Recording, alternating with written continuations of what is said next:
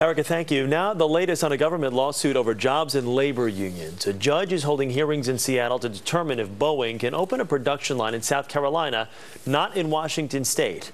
Boeing insists it has the right to do that, but the National Labor Relations Board calls it illegal, and at least 1,000 jobs depend on the outcome.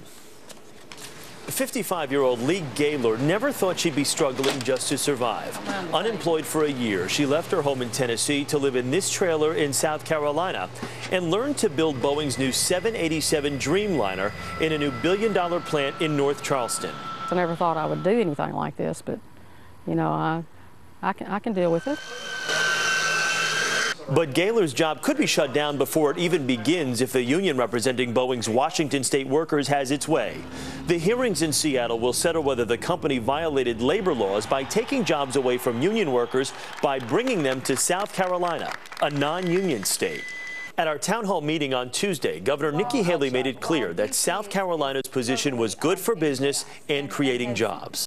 We are fighting the unions every step of the way. We are a strong right-to-work state. We're going to stay that way. That's what gives a company confidence to come and say, this is a state where we can make money. The problem is that those jobs will be taken out of Everett, Washington, where employees are currently working in those jobs, and those employees need those jobs too. Union leaders say the company relocated the jobs to punish workers over a 58-day strike in 2008. As proof, they point to what Boeing Executive Vice President Jim Albaugh told the Seattle Times last year. The overriding factor was not the business climate, and it was not the wages we're paying people today. It was that we can't afford to have a work stoppage, every 3 years. Boeing says South Carolina has lower costs, a world-class port, and that the company can move where it chooses. But if the hearing finds that Boeing relocated the jobs out of retaliation, it will have to move all the Dreamliner jobs back to Washington. I want to work. Those are not my problems. And this lawsuit has sparked a major political debate as well. Joining us now from Capitol Hill are Republican Senator Jim DeMint of South Carolina and Democrat Tom Harkin of Iowa, chairman of the Senate Health, Education, Labor, and Pensions Committee. Gentlemen, good morning to the both of you. Good morning, Chris. Senator Harkin, I'm going to start with you. Boeing, they have a right to remain competitive. The climate in South Carolina suits their needs. Jobs are being created. So in layman's terms, what is the problem here? Well, the problem is certainly a company can make a decision to locate wherever it wants, but it cannot retaliate against workers for exercising their legal rights. And I don't know whether they did or not, and that's the crux of this problem, that there is an administrative procedure, a judicial procedure to go through to determine whether or not that happened.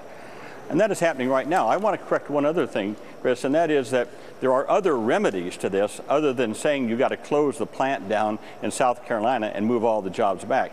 There are other remedies that could happen. The point being that a company should not be allowed to retaliate against people for exercising their legal rights and then move jobs away because of that. They can do it for a lot of other reasons, but they can't do it because of an illegal reason. And that's what the court needs to find out. Was that done or not? We don't know yet. Senator DeMint, let me ask you to respond to that. Is this just a case of retaliation? Chris, hardly. This administration should be celebrating Boeing. Since Boeing decided to build a new plant in South Carolina, they've added 2,000 union jobs in Washington state and more than 1,000 jobs in South Carolina. At a time when we're begging for jobs, again, Boeing has done the right thing. Boeing made an economic decision. It was not retaliation. If you properly represent what they've said, they talked to their union about the cost of stoppages. They've got a great new airplane. They need 2 production lines, and they decided to build a second one in South Carolina. No union jobs in Washington state were affected. In fact, I think the profitability that will come from Boeing will actually help increase union jobs in Washington state. But Chris, this is being done by an unelected bureaucrat here in Washington. They allowed Boeing to finish a $1 billion facility over 2 years, hire over 1,000 workers, and then they decided to come in and say, stop. Yeah. What this is going to do to other companies who want to locate anywhere in our country, what that means is more jobs are going to locate overseas. So so they don't have to hassle with this kind of government. And Senator Harkin, let me bring you in here again, because you're talking about the retaliation thing again. We're not positive it was retaliation. That's what these hearings will hopefully that will unfold throughout these hearings. But there is no net loss of jobs here. So why is there this debate, especially at a time when this country needs jobs? Well, obviously, this procedure should go forward. My good friend Jim DeMint says it's unelected bureaucrats. Well, that's like saying all of our Supreme Court judges, our district court judges, our circuit court judges are unelected. Of course they are. And that's why we have a judicial process. I don't know whether Boeing violated the law or not.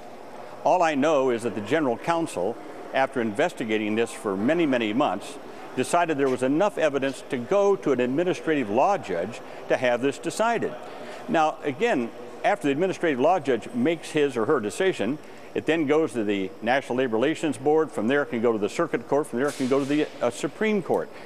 What Mr. DeMint and some of these corporate powers are trying to do is to interfere with that and bully these people into making a decision that may not be the right decision. They want to interfere politically in the judicial process, and that's wrong. And Senator DeMint, let me bring you in here for the final word here. Can you say that your state is not providing a way for companies to circumvent the unions? It sounds, though, from your governor, who says we are fighting the unions every step of the way, that there could be an element of that there.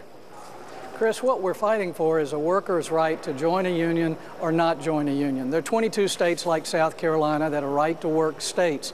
And unfortunately, what the senator has said is this is not a real judge. This is an acting general counsel who was appointed by Obama, and he has not been confirmed by the Senate as judges should be. True. This is not a good legal process. This is bullying, intimidation, and we've got to stop it. Well, gentlemen, I know there is a whole lot that we could continue to talk about. This is a debate that obviously cannot be summed up in 4 minutes. Senator Harkin, I can hear you saying, not true right there. Well, the general counsel was not appointed by President Obama. He's been there for 30 years, okay? All right. Well, gentlemen, we got to end it there. I thank you very, very much. Senator DeMint, thank you. Senator Harkin, thank you both. We do appreciate it.